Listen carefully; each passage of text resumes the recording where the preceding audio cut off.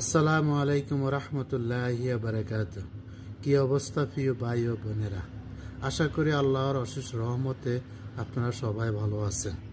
ভালো থাকাটা আল্লাহ পাকের কাছে কামনা করি।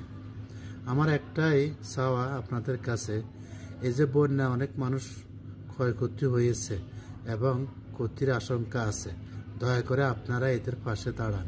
1 2 নম্বর হলো যে আপনারা চেষ্টা করবেন যারা গুরুতর অসুস্থ আছে এবং কিছু মানুষ সমস্যার মধ্যে আছে তাদের পাশে দাঁড়ান।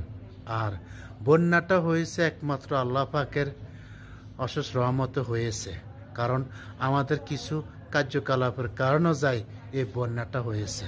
কারণ আমরা আল্লাহ পাককে চিনতে পারিনি, কারণ আল্লাহ পাকের যে ভালোবাসা সেটার থেকে আমরা বঞ্চিত হয়েছি, আমরা শয়তানের পাল্লায় পড়ে।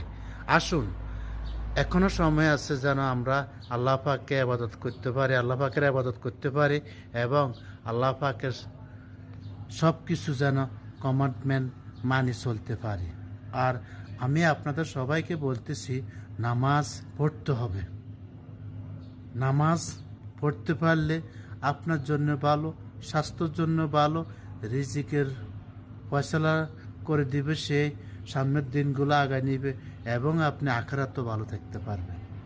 আসুন, আমরা বন্যা কবলিত মানুষকে সহযোগিতা করি এবং সহযোগিতার হাত বাড়িয়ে দিই।